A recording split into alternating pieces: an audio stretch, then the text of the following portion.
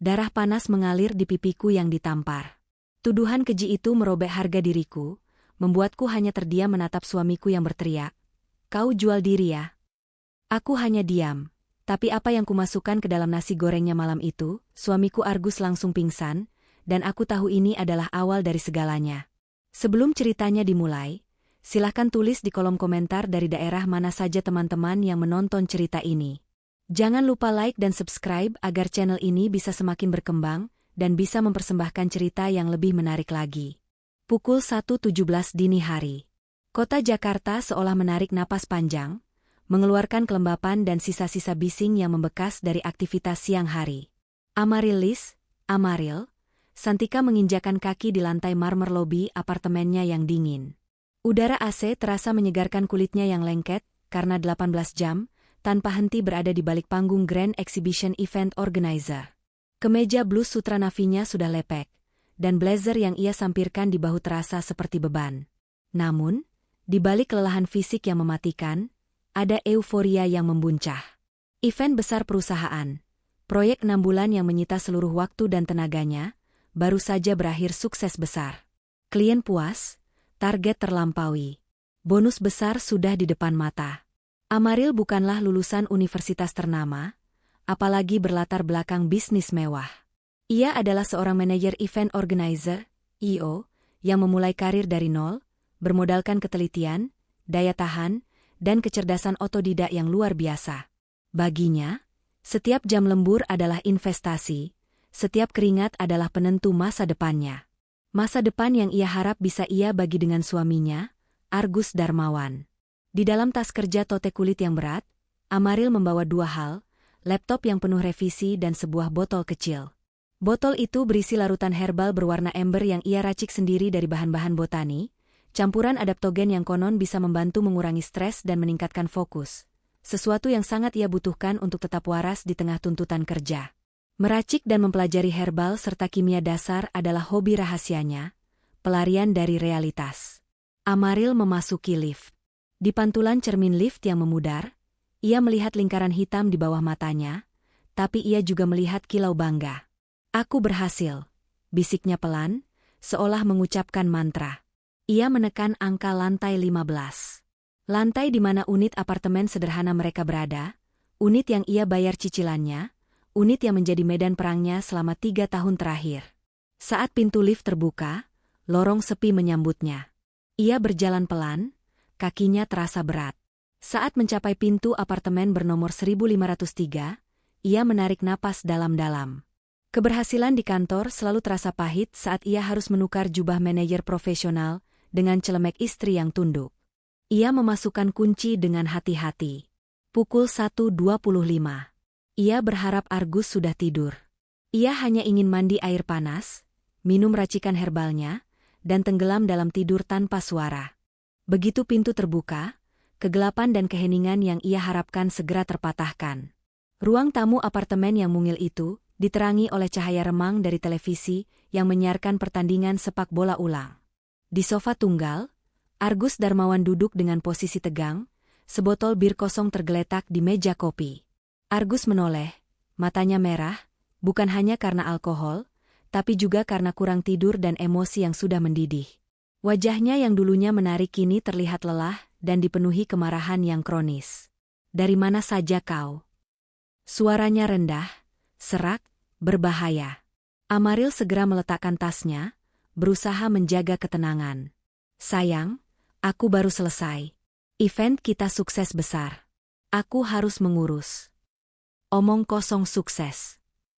Argus melompat berdiri. Posturnya yang tinggi menjulang di atas Amaril. Argus adalah pria yang sangat sensitif terhadap harga diri dan kontrol, dan pekerjaan Amaril yang sukses dan jam kerjanya yang panjang ia tafsirkan sebagai penolakan dan pengkhianatan. "Aku meneleponmu 3 kali, tidak diangkat.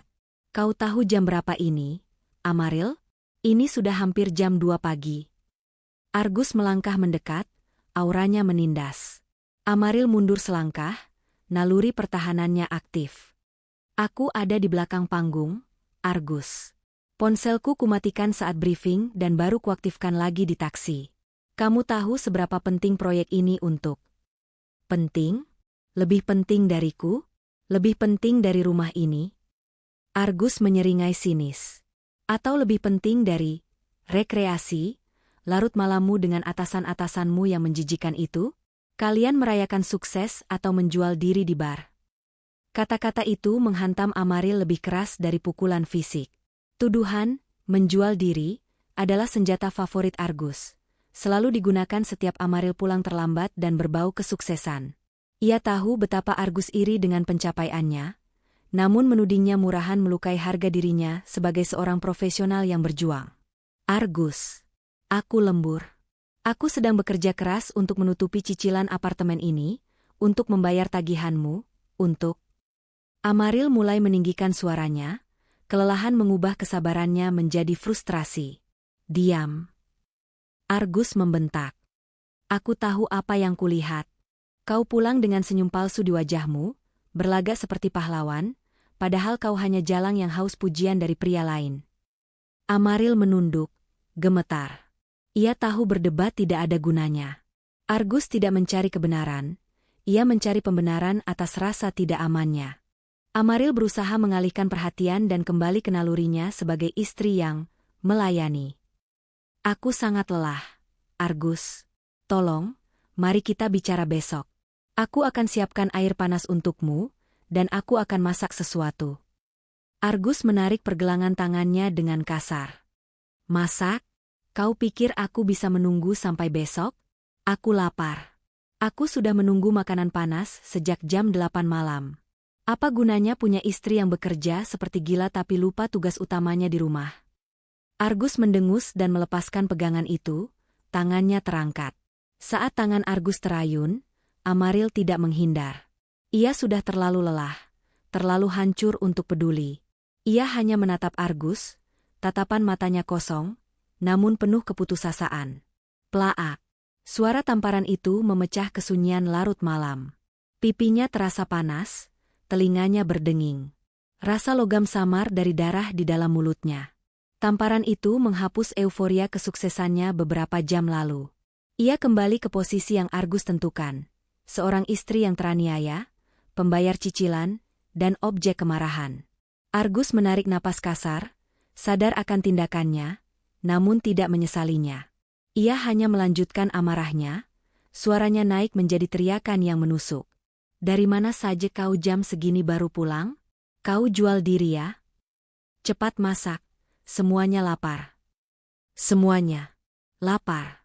Kata-kata itu berputar di kepala Amaril. Siapa yang lapar? Hanya Argus. Ia tidak pernah memasak, tidak pernah menyiapkan makanan, dan jarang mencari pekerjaan sungguhan sejak mereka menikah. Ia hanya menuntut. Amaril hanya berdiri tegak. Ia tidak menangis, tidak berteriak, dan tidak membalas. Ia hanya diam. Diamnya kali ini berbeda. Diam yang bukan karena ketakutan, melainkan karena batas kesabarannya sudah habis. Tamparan itu, tuduhan itu, semuanya adalah goresan terakhir di batas hatinya. Ia mengangkat kepalanya sedikit.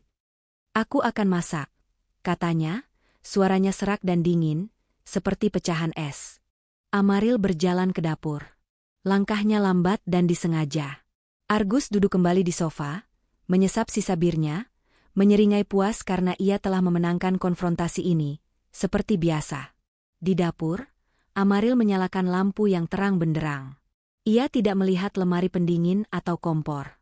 Ia hanya menatap pantulan dirinya di jendela gelap. Pipi kirinya memerah, matanya membengkak, tapi yang paling mengganggunya adalah tatapan kehinaan di matanya sendiri. Aku tidak bisa terus begini. Pikiran itu bergema keras.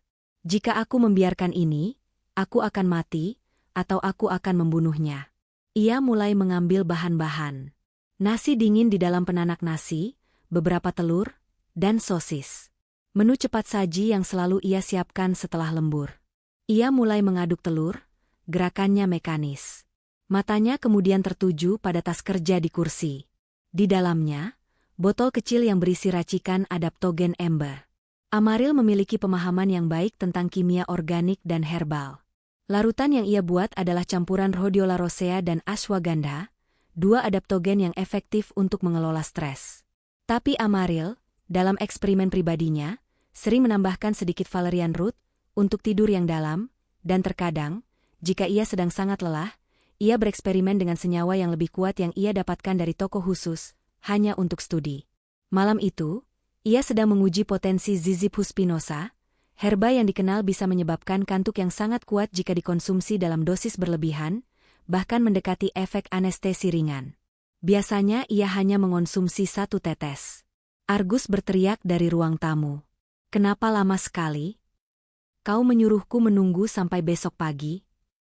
Amaril menyendok nasi ke wajan panas.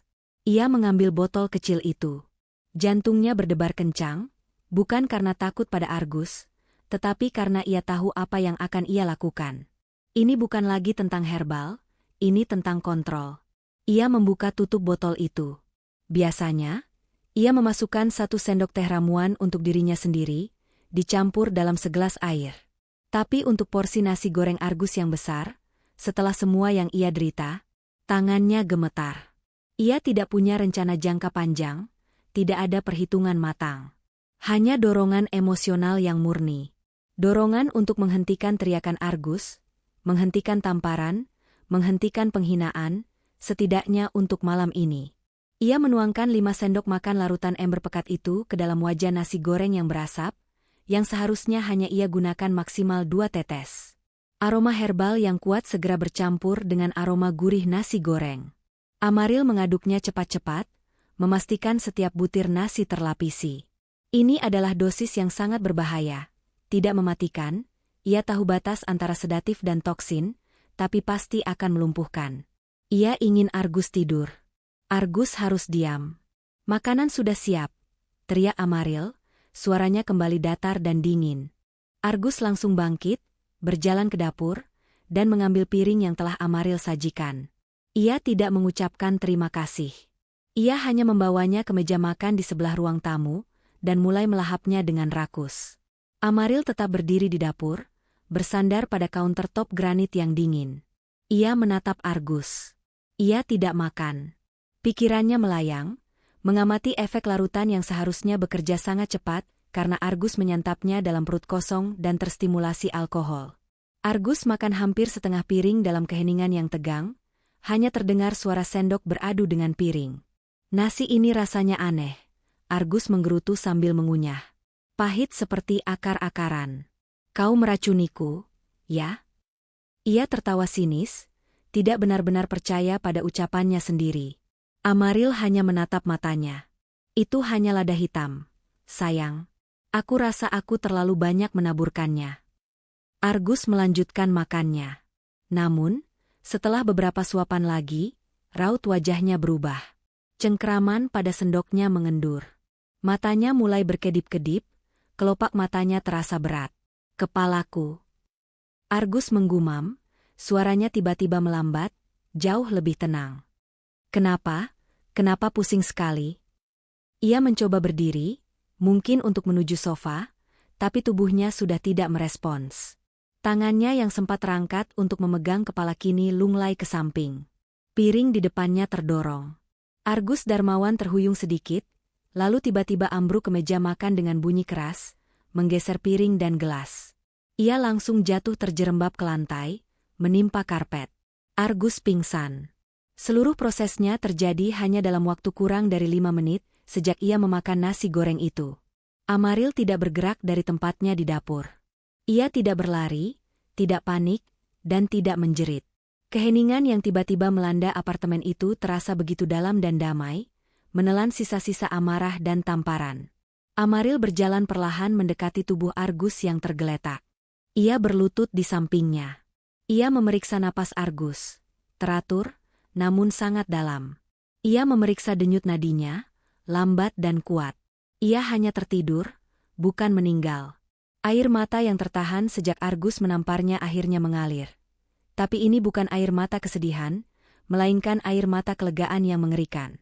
Ia telah melewati batas yang tidak pernah ia bayangkan. Ia telah melakukan hal yang melanggar hukum dan moral. Tapi untuk pertama kalinya dalam waktu yang sangat lama, ia merasa aman. Ia berdiri kembali, melihat jam, pukul 1.35. Keputusan sepersekian detik telah mengubah segalanya. Amaril menatap nasi goreng yang tersisa, yang tampak polos dan tidak berbahaya, sebelum pandangannya jatuh pada wajah Argus yang kini damai dalam tidur yang dipaksakan. Apa yang kulakukan? Amaril membersihkan sisa makanan itu dengan teliti, mencuci piring dan wajan hingga tidak ada jejak. Ia mengamankan botol kecilnya kembali ke dalam tas. Lalu, dengan kekuatan yang ia sendiri tidak tahu dari mana asalnya, ia menyeret Argus dari lantai ke kamar tidur, memastikan suaminya terlihat seperti tidur nyenyak. Saat matahari mulai terbit, Amaril akhirnya bisa mandi. Ia menatap memar di pipinya di cermin. Tapi ia tidak lagi melihat korban.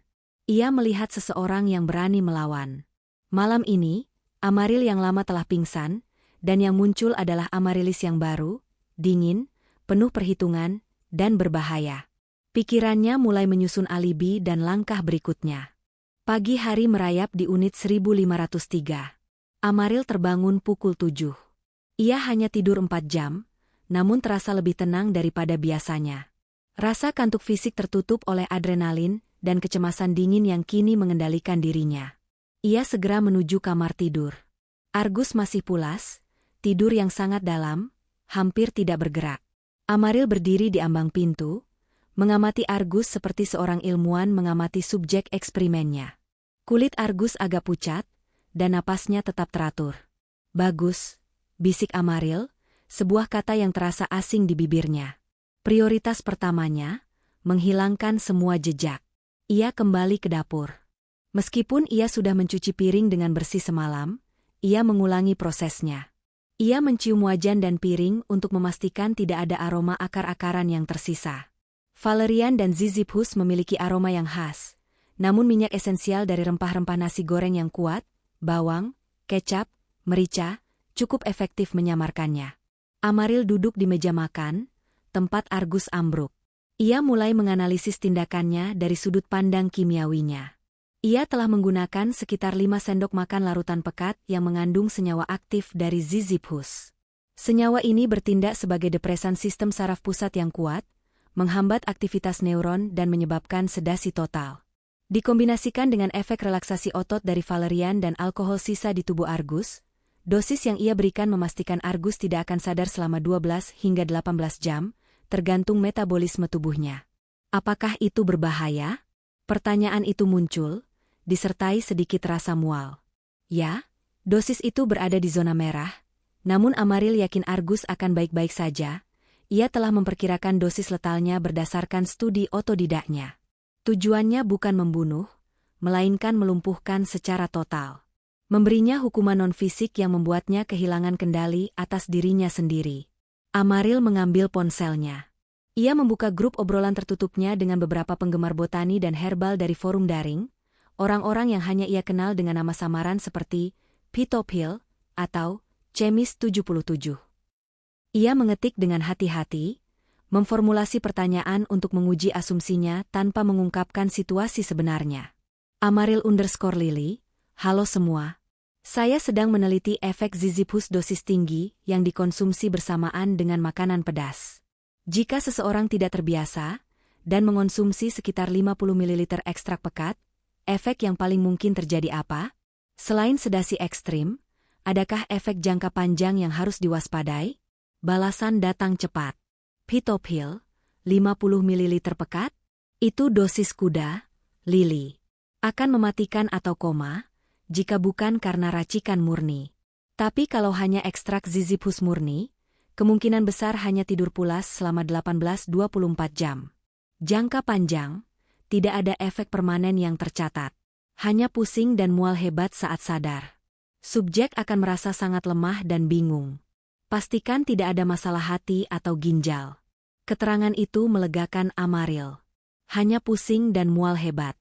Itu adalah harga yang Argus harus bayar untuk tamparan kemarin. Amaril merasa sedikit kejam, namun kelegaan yang ia rasakan jauh lebih kuat daripada rasa bersalah. Ini adalah kali pertama ia menggunakan pengetahuannya bukan untuk dirinya sendiri, melainkan sebagai senjata balasan. Argus belum menunjukkan tanda-tanda bangun hingga siang hari.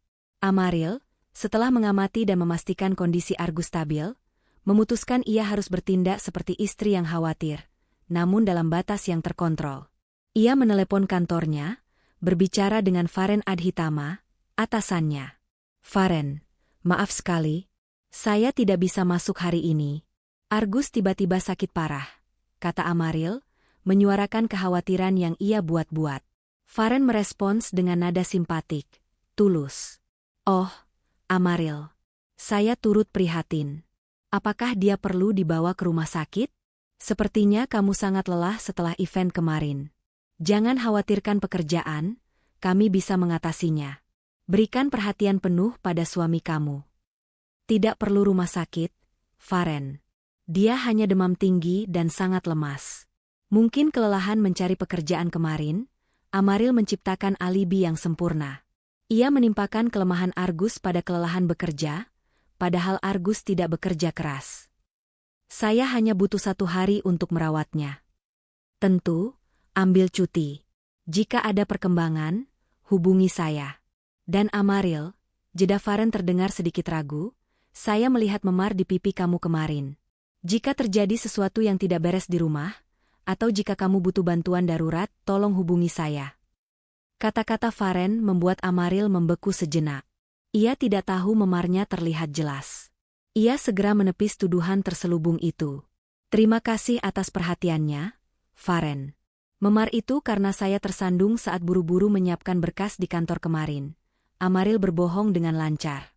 Setelah menutup telepon, Amaril merasakan gelombang rasa bersalah yang singkat terhadap Faren. Faren, atasan yang baik dan profesional, kini menjadi bagian dari alibi dan kebohongannya.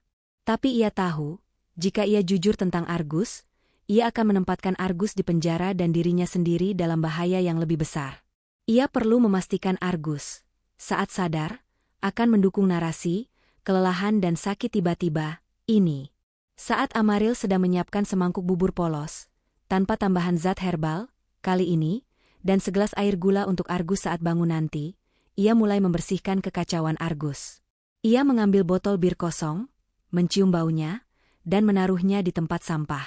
Ia meninggalkan beberapa kemasan obat flu yang ia beli di apotek kemarin di meja samping tempat tidur Argus. Argus tidak boleh curiga bahwa ia diracuni. Argus harus percaya bahwa kelemahannya adalah kegagalan tubuhnya sendiri.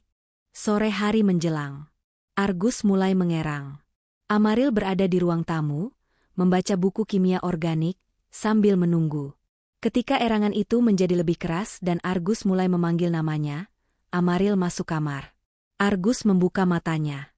Matanya berputar, penuh kebingungan, seolah ia baru saja terbangun dari koma. Di mana aku? Kenapa aku merasa seperti baru ditabrak truk? Tanyanya, suaranya lemah. Amaril mendekat, memasang wajah khawatir palsu yang sempurna.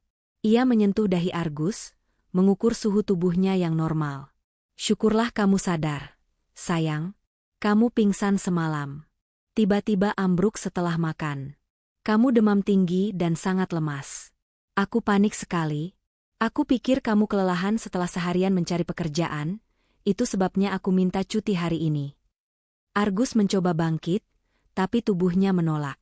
Otot-ototnya terasa seperti jeli. Efek samping dari depresan saraf yang kuat. Aku tidak ingat. Argus memegangi kepalanya yang berdenyut hebat. Aku hanya ingat aku sangat marah padamu karena pulang larut, lalu gelap. Kamu makan nasi gorengku, lalu kamu ambruk. Aku hampir membawamu ke rumah sakit, kata Amaril, menahan detail bahwa ia baru pingsan setelah Argus menamparnya dan menuduhnya menjual diri. Tidak usah ke rumah sakit. Argus menggelengkan kepalanya dengan lemah. Ia selalu takut pada biaya rumah sakit. Aku hanya butuh tidur. Dan aku haus. Amaril menyodorkan air gula yang ia siapkan. Argus meminumnya hingga tandas. Aku minta maaf jika aku berteriak padamu tadi malam, kata Argus, suaranya sangat lirih. Kata, maaf, terdengar sangat aneh dari mulutnya.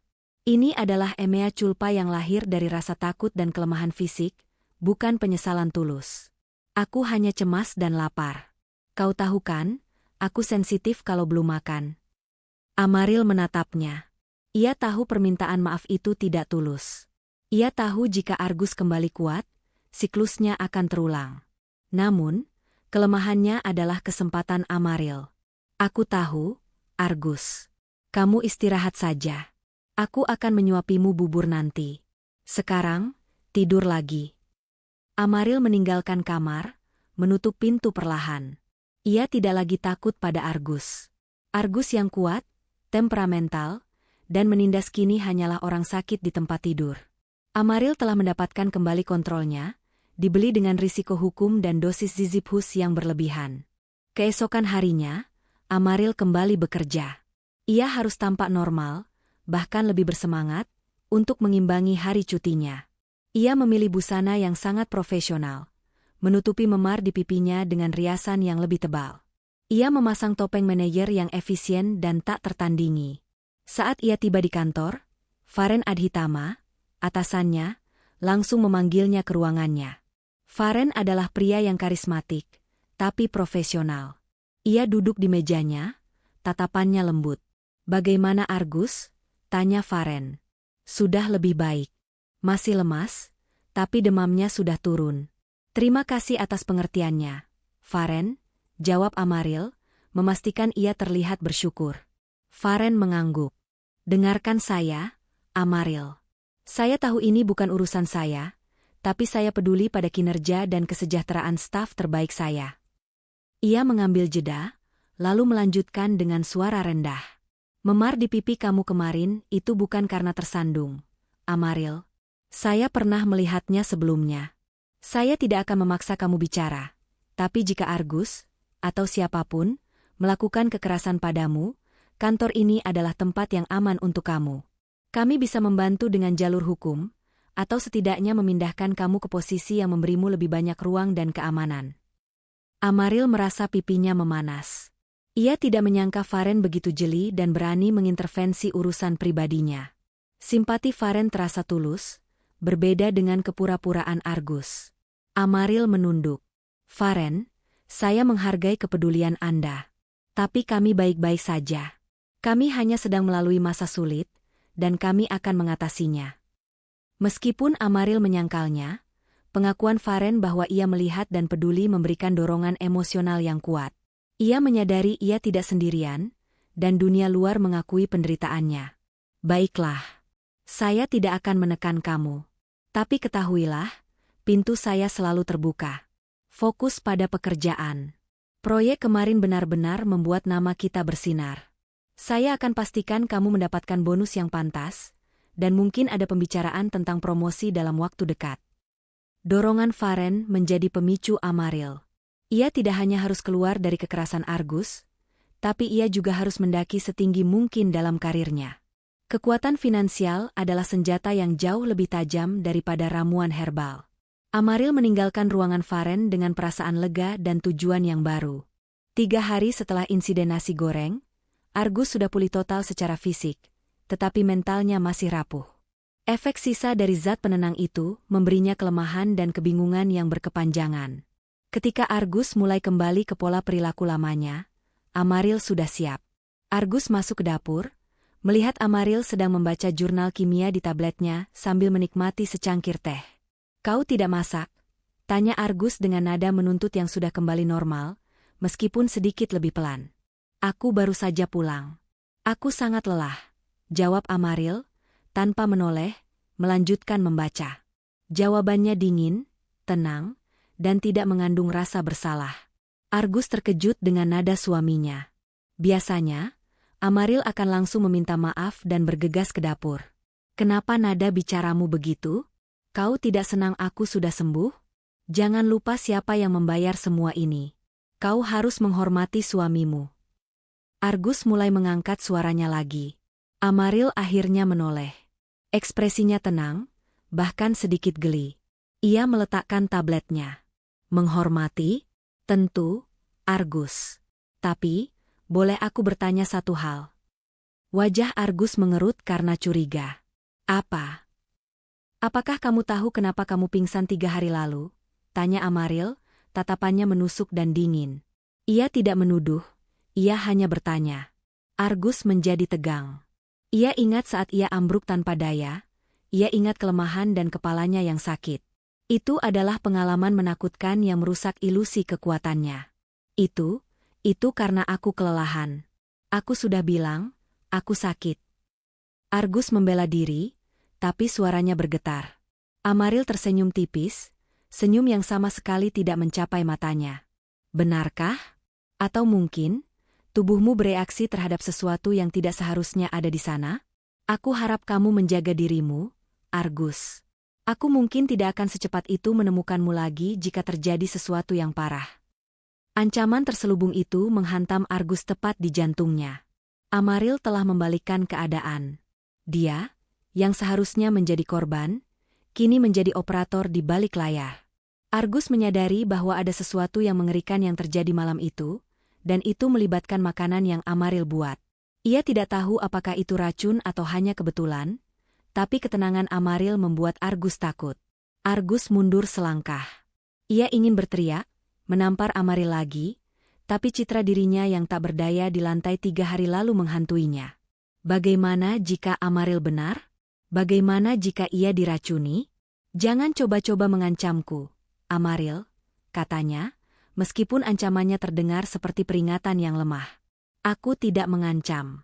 Aku hanya memastikan kita berdua ingat apa yang terjadi saat kamu kehilangan kendali, jawab Amaril. Ia berdiri, mengambil kunci mobilnya. Aku akan membeli makanan di luar. Kamu ingin dibelikan sesuatu?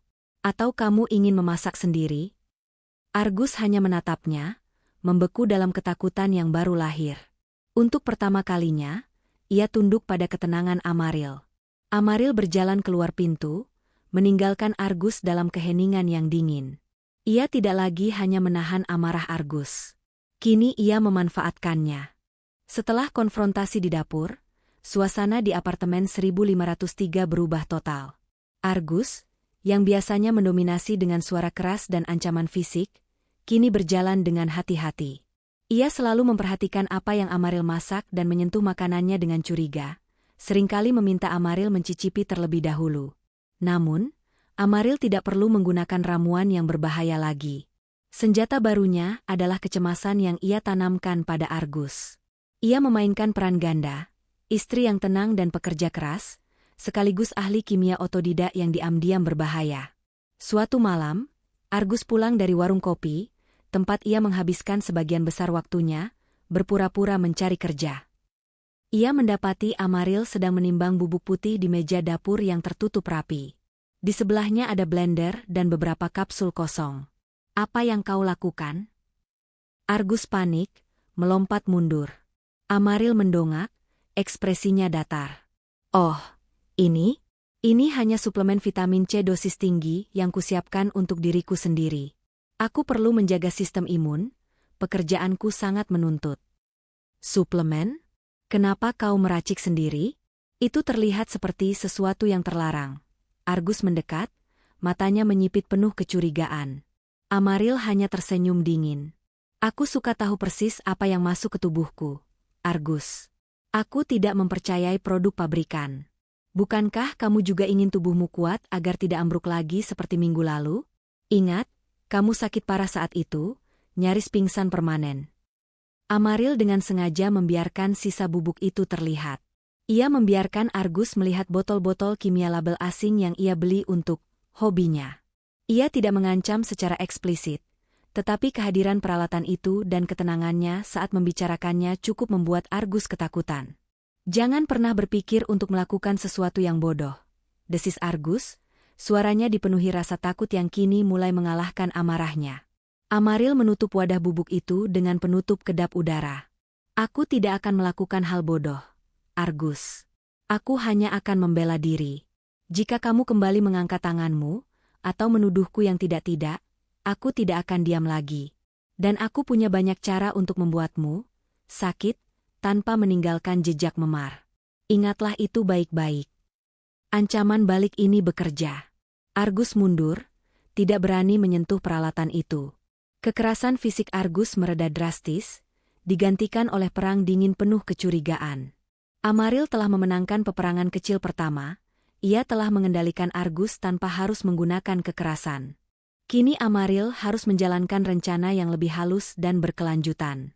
Insiden pingsan yang terjadi seminggu yang lalu adalah kejutan yang melumpuhkan, tetapi Argus cepat pulih dari ketidakberdayaan fisik.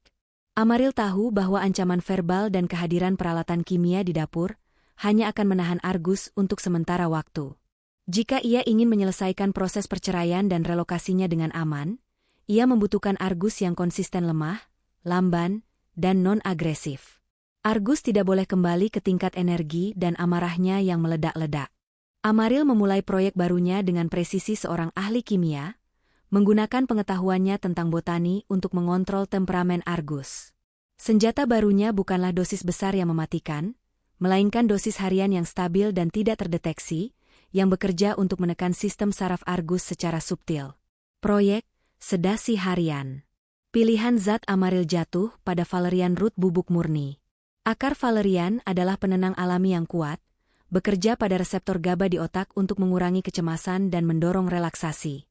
Jika dikonsumsi dalam dosis rendah dan teratur, ia tidak menyebabkan pingsan, tetapi efektif menyebabkan rasa kantuk, kelelahan mental, dan penurunan energi secara keseluruhan.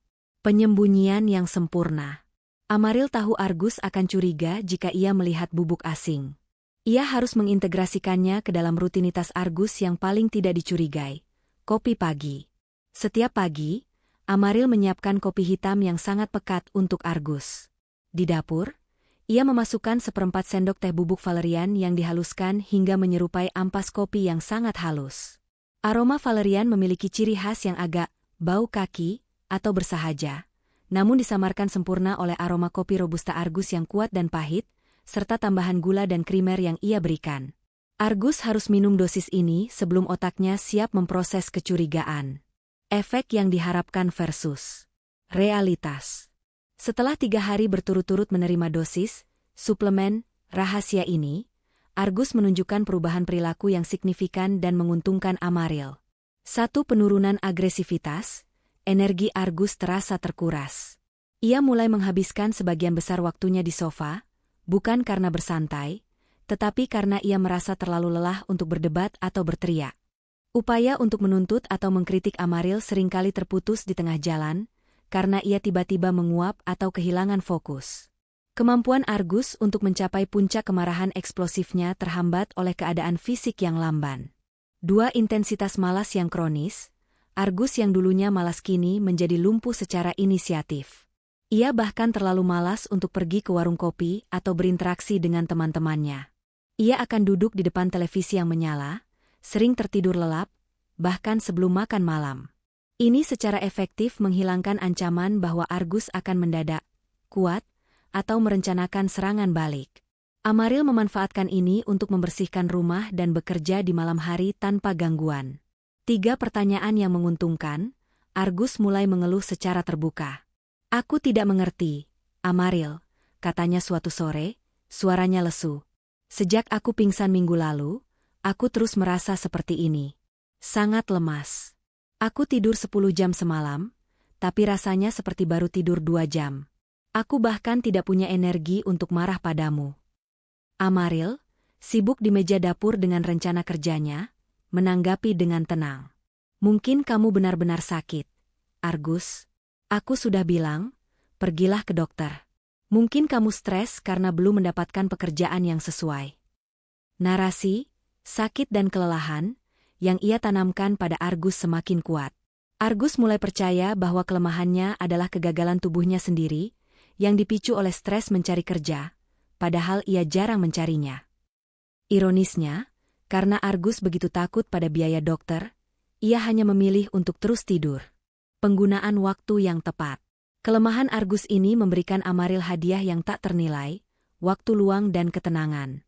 Pada malam hari, saat Argus sudah terlelap dalam tidur nyenyak yang dipaksakan oleh Valerian, Amaril tidak lagi harus mencuri-curi waktu. Ia bisa menggunakan waktu itu untuk fokus pada pekerjaannya, menghubungi pengacara secara daring, dan memulai fase krusial berikutnya, dokumentasi KDRT secara sistematis. Ia akan duduk di meja makan, tempat Argus pingsan, dengan laptopnya, bukan lagi dengan rasa takut, tetapi dengan fokus dan tujuan. Setiap malam yang tenang adalah satu langkah lebih dekat menuju kebebasan. Rahasia di balik ketenangan Argus, rahasia di dapur Amaril, telah menjadi pondasi bagi kebangkitannya. Amaril tidak hanya mengontrol Argus secara fisik, ia mengontrol ritme rumah tangga mereka, mengubah Argus menjadi objek yang tidak berbahaya, sementara ia menata ulang hidupnya.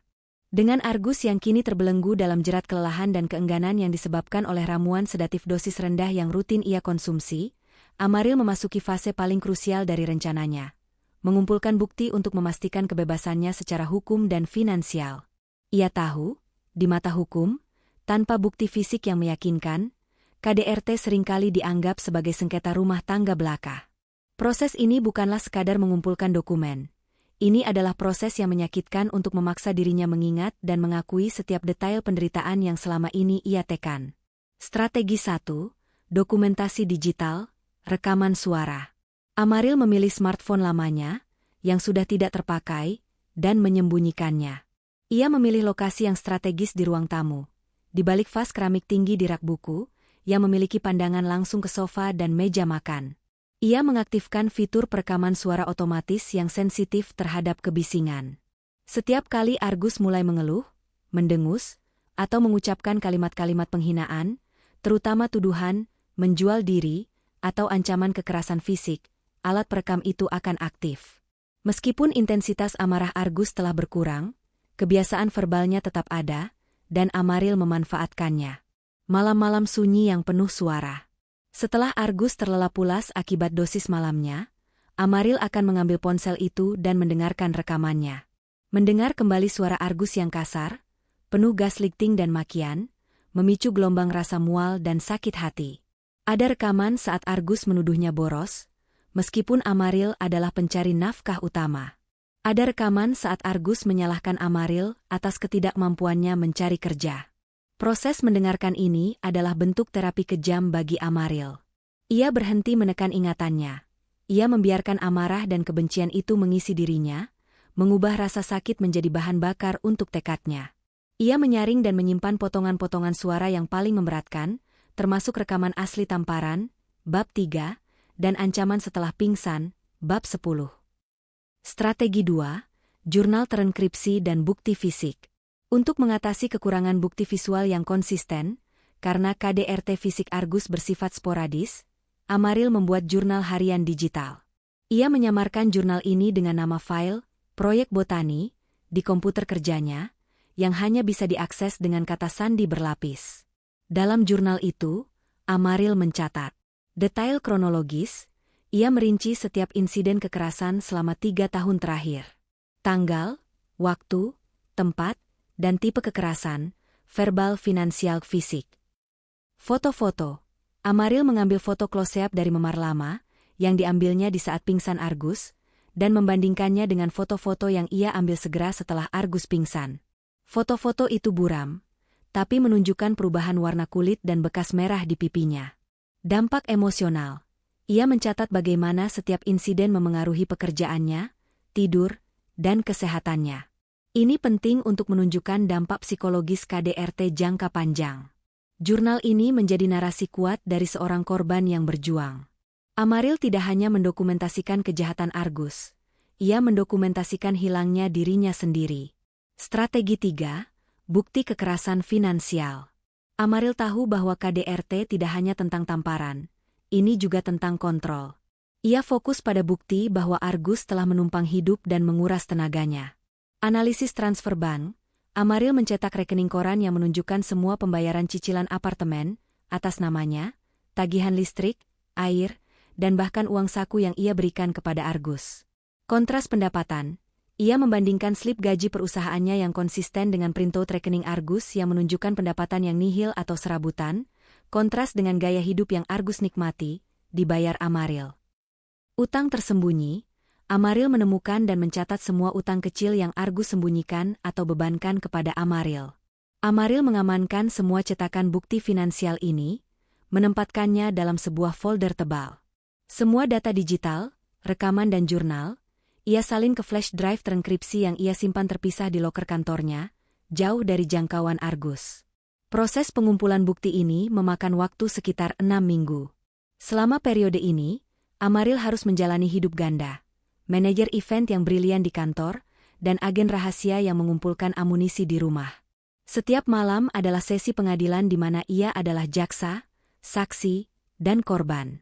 Ketika flash drive itu akhirnya penuh, Amaril merasa ia telah mengumpulkan bukan hanya bukti, tetapi juga harga dirinya yang hilang. Ia siap untuk langkah berikutnya. Fokus pada karir dan kembalinya kontrol diri mulai tercermin dalam penampilan Amaril. Ia berhenti menutupi diri. Ia mulai berinvestasi pada dirinya sendiri. Transformasi Amaril. Pakaian, ia mengganti pakaian kerjanya dari blus konservatif menjadi setelan blazer yang tajam dan modern. Warna-warna yang ia kenakan lebih berani, merah marun, emerald green, bukan lagi navy atau abu-abu. Rambut dan riasan, ia memotong rambutnya menjadi bob elegan yang lebih tegas dan mudah dirawat. Riasannya menjadi lebih profesional dan percaya diri. Ia tidak lagi menyembunyikan pipinya, memar sudah hilang, ia kini menonjolkan tulang pipinya. Sikap, Amaril menjadi lebih lugas, baik di kantor maupun di rumah. Di kantor, ia memimpin rapat dengan otoritas. Di rumah, ia tidak lagi mengemis izin dari Argus untuk keluar. Ia hanya memberitahu. Argus memperhatikan perubahan ini, dan itu membuatnya semakin tidak nyaman. Kau semakin sombong dan bergaya, Amaril. Untuk apa semua ini? Argus bertanya suatu malam, suaranya terdengar cemburu, bukan marah. Untuk diriku sendiri, Argus. Aku harus terlihat baik untuk meeting klien penting. Ini disebut profesionalisme, jawab Amaril sambil mengemas tasnya untuk perjalanan bisnis singkat keluar kota. Perjalanan bisnis? Kenapa begitu mendadak? Amaril menatapnya, tanpa berkedip. Karena aku manajer event organizer. Ini adalah bagian dari pekerjaanku. Aku akan pergi selama 3 hari. Aku sudah meninggalkan uang tunai di meja. Masaklah atau beli makanan di luar. Ia tidak meminta izin, ia memberi perintah. Dan yang terpenting, ia tidak memohon Argus untuk percaya. Ia telah mencapai titik di mana validasi Argus tidak lagi penting. Perjalanan bisnis singkat itu adalah titik balik. Amaril berhasil mengamankan proyek besar di luar kota, proyek di mana kantor pusat mereka sedang mempertimbangkan pembukaan cabang regional. Saat Amaril kembali, Faren memanggilnya ke ruangan. Amaril, kita akan berekspansi ke Semarang. Dan kita butuh seseorang yang cerdas, tangguh, dan sangat memahami operasional kita untuk memimpin cabang di sana, kata Faren, matanya memancarkan rasa hormat. Saya ingin menawarkan posisi General Manager Regional. Gaji akan meningkat 150%, dan tentu saja, itu termasuk tunjangan relokasi dan apartemen baru yang dibayar perusahaan. Tawaran itu adalah mimpi yang menjadi kenyataan, dan jalan keluar yang sempurna. Relokasi ke kota yang berbeda, jauh dari Argus, dengan keamanan finansial dan dukungan perusahaan. Amaril menahan kegembiraannya. Faren, ini adalah tawaran yang luar biasa. Saya sangat bersemangat. Tapi saya perlu waktu untuk mempertimbangkan relokasi. Ada urusan pribadi di sini yang harus saya selesaikan sebelum saya bisa pindah. Faren mengangguk mengerti. Tentu. Saya beri kamu waktu 2 minggu. Tapi kami sangat berharap kamu menerimanya. Amaril. Amaril meninggalkan ruangan Faren dengan hati yang berdebar. 2 minggu. Itu waktu yang cukup untuk memfinalisasi semua bukti, menyusun gugatan cerai, dan, yang paling penting, merencanakan konfrontasi terakhir dengan Argus. Amaril segera menelepon seorang pengacara perceraian yang direkomendasikan oleh rekan kerjanya. Ia menjadwalkan pertemuan dan mengirimkan semua dokumen KDRT dan bukti finansialnya. Ia pulang malam itu dengan perasaan ringan, meskipun ia tahu Argus menunggunya dengan kecurigaan. Saat Argus menanyainya tentang perjalanan itu, Amaril bersikap acuh tak acuh. Hanya pekerjaan biasa, Argus. Tapi aku membawa kabar baik. Aku dipromosikan. Gaji kita akan jauh lebih besar. Argus tersenyum lebar. Bagus. Itu berarti aku bisa membeli motor yang kulihat kemarin, dan kita bisa berhenti memikirkan tagihan. Amaril hanya menatapnya. Kegembiraan Argus hanya tentang uang, bukan tentang pencapaian Amaril. Itu memperkuat tekadnya. Ya, Argus. Lebih banyak uang. Tapi sebelum itu, ada satu hal lagi yang harus kita bereskan. Aku akan menyiapkan makan malam spesial untukmu besok malam. Itu akan menjadi perpisahan yang layak. Argus yang lesu tidak menyadari nada fatalistik di balik kata-kata, perpisahan yang layak, itu. Ia hanya mengangguk, senang karena ada makanan gratis dan uang yang akan datang. Amaril telah menetapkan tanggal pertempuran terakhirnya. Hari yang dinanti-nantikan tiba. Malam itu, Amaril pulang sedikit lebih awal, membawa bahan-bahan segar. Ia telah mengambil cuti untuk hari berikutnya, memastikan ia punya waktu untuk menyelesaikan proses pindah. Apartemen barunya di Semarang sudah menunggu, dan semua dokumen perceraian telah siap di tangan pengacara. Amaril mengenakan pakaian yang santai namun anggun, bukan lagi pakaian kerja formal, juga bukan pakaian rumahan yang lusuh. Ia mengenakan gaun kasmir berwarna krem, sebuah perisai kesiapan. Argus, seperti yang diharapkan, lesu di sofa, menonton televisi. "Masak apa malam ini? Kau bilang spesial?" tanyanya tanpa melihat ke Amaril. "Aku membuatkanmu steak au poivre dengan kentang tumbuk keju. Kesukaanmu," jawab Amaril. Di dapur, Amaril menyiapkan hidangan itu dengan cermat. Ia memastikan setiap bumbu, setiap saus, sempurna. Kali ini, tidak ada satupun tetes valerian atau zizipus. Argus malam ini harus benar-benar sadar. Ia harus menghadapi kenyataan dengan pikiran yang jernih. Amaril menyajikan makanan di meja makan, lengkap dengan lilin kecil dan minuman bersoda. Argus terkejut melihat suasana yang formal. "Ini seperti kencan," gumam Argus. "Kau merayakan promosi kita." "Aku merayakan akhir," koreksi Amaril, suaranya lembut tapi tegas. Argus duduk dan mulai memotong steaknya. Saat ia sibuk dengan makanannya, Amaril mengeluarkan amplop tebal dari tas tangannya dan meletakkannya di tengah meja, di samping lilin. "Makanlah dengan tenang, Argus. Setelah kamu selesai, kita akan bicara tentang isi amplop ini." Argus mengambil sepotong steak, mencicipinya. "Enak sekali. Kau harusnya masak seperti ini setiap hari." Amaril tidak menanggapi pujian itu. Ia hanya mengamati Argus, mengizinkannya menikmati makan malam terakhir yang ia siapkan. Perut Argus yang kenyang akan sedikit meredam kemarahan fisiknya, memberinya keuntungan psikologis. Argus menyelesaikan makanannya dalam 10 menit. Ia menyeka mulutnya dan matanya tertuju pada amplop di meja. Ada logo kantor pengacara di sudut amplop itu. "Apa ini? Tagihan? Atau kontrak promosi?" tanyanya, meraih amplop itu. Amaril menghentikannya dengan meletakkan tangan di atas amplop itu. "Tunggu. Sebelum kamu membacanya, ada yang harus kamu dengarkan." Amaril mengeluarkan tabletnya dan menekan tombol play. Suara kasar Argus memenuhi ruangan. "Dasar jalang kau. Kau jual diri ya? Cepat masak, semuanya lapar." Disusul dengan suara tamparan yang jelas dan keras, dan ratapan pelan Amaril. Rekaman itu adalah suara yang diambil dari hari Argus pingsan. Argus terperanjat. Wajahnya memucat, bukan hanya karena terkejut, tapi karena malu. Ia bangkit, mencoba mematikan rekaman itu. "Apa-apaan ini? Kau merekamku?" teriaknya. Amaril menahan lengannya, matanya sedingin es. "Duduk, Argus. Permainanmu sudah berakhir." Ia membiarkan rekaman itu terus diputar selama beberapa menit, menampilkan rentetan ancaman dan penghinaan dari Argus dalam minggu-minggu terakhir. Kemudian Amaril mematikannya dan mengambil napas. Itu adalah sebagian kecil dari 3 tahun penderitaan, Argus. Setiap tamparan, setiap hinaan, setiap tuduhan murahan. Semuanya ada di sini. Amaril mendorong tablet itu ke samping, lalu mendorong amplop di hadapan Argus. "Buka itu." Argus merobek amplop itu dengan tangan gemetar. Di dalamnya, ada 2 dokumen utama, surat gugatan cerai dan laporan KDRT yang ditujukan kepada kepolisian sektor setempat, didukung oleh bukti-bukti yang ia kumpulkan, rekaman suara, foto memar lama, dan catatan medis palsu yang ia buat. Argus membaca cepat. Matanya beralih dari kata kekerasan fisik ke kata perceraian. Ia tersentak, tidak percaya. Kau gila. Kau tidak bisa menceraikanku. Siapa yang akan membayar cicilan apartemen ini? Siapa yang akan memberiku makan?"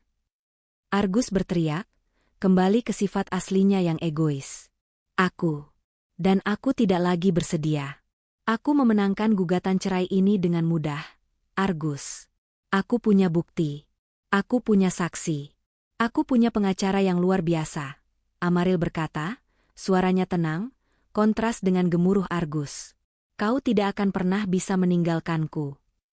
Argus bangkit, meraih lengan Amaril dengan kasar, amarahnya meluap-luap. Argus mencoba menyeret Amaril, mencoba mengulangi kekerasan fisiknya. Namun, Amaril sudah siap. Lepaskan aku, Argus, kata Amaril dengan keras dan jelas. Saat itu, pintu depan apartemen diketuk dengan kode tertentu, 2 kali cepat, 1 kali lambat. Argus berhenti. Siapa itu? Saksi-saksi saya, jawab Amaril, ekspresinya tidak berubah. Dan saksi KDRT terbarumu. Argus melepaskan cengkeramannya, terkejut. Amaril membuka pintu. Di sana berdiri Faren Adhitama, atasannya, ditemani oleh seorang wanita tegas berseragam polisi sipil. Selamat malam, Argus. Saya Faren Adhitama. Amaril meminta saya datang untuk mengawalnya. Saya mendengar teriakan Anda, kata Faren, berdiri di depan pintu, posturnya tegak. Polisi wanita itu maju selangkah. Saya Inspektur Dinda, dari Unit Perlindungan Perempuan dan Anak, PPA. Kami menerima laporan dugaan tindak kekerasan. Saya dengar jelas teriakan Anda barusan, dan kami memiliki rekaman dari saksi yang mendengarkan di lorong. Argus, yang hanya kuat di balik pintu tertutup, seketika menciut di hadapan otoritas dan kehadiran orang luar, terutama Faren, orang yang ia anggap remeh. Skemanya hancur. Ia tidak bisa lagi menyangkal kekerasannya karena ada saksi mata dan telinga dari pihak luar. Amaril melangkah menjauh dari Argus, menuju Faren. Argus, malam ini aku pergi. Aku telah mengajukan gugatan cerai dan aku akan pindah ke Semarang untuk pekerjaan baruku. Apartemen ini akan dijual, dan hasil penjualannya akan dibagi secara adil sesuai hukum, setelah cicilannya lunas, tentu saja. Semua bukti kekerasanmu, dari tamparan pertama hingga ancaman barusan, telah diserahkan ke pengacara dan Inspektur Dinda. Jika kamu mencoba menghalangiku atau menggangguku setelah ini, kamu akan berurusan dengan hukum. Argus mencoba menyerang Argus. Argus mencoba menyerang Faren, mencoba merenggut dokumen itu, namun Inspektur Dinda dengan cepat melangkah maju dan menghalanginya. Tolong tenang, Tuan Darmawan. Jika Anda melakukan tindakan kekerasan lagi, kami akan menangkap Anda di tempat, kata Inspektur Dinda dengan nada tegas. Argus melihat Amaril mulai mengambil koper dan tas jinjingnya yang sudah disiapkan. Amaril telah mengemasi semua yang ia butuhkan. Pakaian, dokumen penting, dan yang terpenting, botol-botol kecil berisi racikan herbalnya, sebagai pengingat akan kekuatannya yang tak terduga. Jangan pergi, Amaril. Jangan tinggalkan aku. Aku akan berubah. Aku janji. Aku tidak akan melakukan itu lagi. Argus memohon, air mata buaya mengalir, lahir dari ketakutan akan kehilangan kenyamanan dan kontrol finansial. Amaril berhenti di ambang pintu. Ia menoleh untuk terakhir kalinya. Ia melihat Argus yang lemah, pecundang, dan patetik. Ia tidak lagi melihat monster yang pernah menamparnya. Kamu punya kesempatan untuk berubah selama 3 tahun, Argus. Kamu memilih untuk menyia-nyiakannya dengan tamparan dan penghinaan. Malam kamu pingsan adalah batas akhirku. Aku memilih diriku sendiri, kata Amaril. Amaril keluar. Faren mengikutinya. Inspektur Dinda tetap di belakang, mengawasi Argus. Argus, menyadari bahwa ia benar-benar ditinggalkan, tiba-tiba mendapatkan sedikit kekuatan. Mungkin efek dari dosis herbal yang telah ia hentikan selama beberapa hari mulai hilang. Ia berlari ke pintu, mencoba mengejar Amaril. Amaril, kembali. Aku bisa membatalkan gugatan itu. Namun, Amaril sudah berada di lift, dengan Faren di sisinya. Pintu lift tertutup perlahan, dan Amaril tidak menoleh ke belakang. Di lorong, Argus berteriak. Suaranya dipenuhi frustrasi dan kekalahan. Tetapi tidak ada yang mendengarkan selain Inspektur Dinda yang berdiri di depan pintunya. Saat lift menuruni lantai, Amaril menghela napas. Beban berat di dadanya selama bertahun-tahun kini terangkat. Amaril dan Faren tiba di bandara. Faren, yang bertindak sebagai teman sekaligus atasan, mengucapkan selamat tinggal dengan tulus. Selamat untuk hidup barumu, Amaril. Saya yakin kamu akan sukses besar di Semarang. Saya akan mengurus semua yang tersisa di sini, termasuk pengacara dan laporan polisi. Kamu hanya perlu fokus pada masa depanmu. Terima kasih, Faren. Untuk segalanya. Kamu menyelamatkan saya, Amaril menjawab dengan tulus. Amaril naik ke pesawat. Saat pesawat lepas landas, ia menatap ke bawah kehamparan lampu kota Jakarta, kota yang menyaksikan penderitaannya dan kebangkitannya. Ia tiba di Semarang. Pekerjaan barunya sebagai General Manager regional menantang, tapi ia siap. Ia menyalurkan kecerdasannya yang dulu ia gunakan untuk meracik herbal terlarang menjadi strategi bisnis yang brilian. Ia menggunakan ketenangan dan ketahanan yang ia pelajari di bawah tekanan Argus untuk memimpin timnya. Amaril tidak hanya mendapatkan pekerjaan yang lebih baik, ia mendapatkan Amarilis yang baru. Ia mulai fokus pada hobi lamanya, tetapi kini dalam konteks yang aman dan legal. Ia mendaftar kursus resmi tentang fitokimia dan nutrisi, bertujuan untuk mengembangkan lini suplemen kesehatan alaminya sendiri. Kekuatan otodidaknya kini menjadi aset, bukan senjata rahasia. Epilog singkat. 6 bulan kemudian, Amaril menerima surat yang dikirim ulang melalui pengacaranya. Surat itu dari Argus, yang kini tinggal di rumah orang tuanya dan berusaha mencari pekerjaan serabutan. Argus menulis surat panjang, penuh penyesalan, meminta maaf atas KDRT-nya, dan memohon Amaril untuk memberinya kesempatan kedua, mengatakan ia telah berubah. Amaril memegang surat itu. Ia melihat amplop itu sejenak, mengingat malam tamparan itu, mengingat pingsan yang dipaksakan, dan perjuangan diamnya. Ia tidak merobeknya, juga tidak membacanya lebih lanjut. Ia mengambil surat itu dan meletakkannya di atas baki logam. Dengan korek api kecil, ia membakar surat itu hingga menjadi abu, menonton asapnya naik dan menghilang. Itu adalah akhir yang damai dan final untuk masa lalunya. Amaril kini duduk di meja kerjanya yang baru, merencanakan peluncuran cabang regional.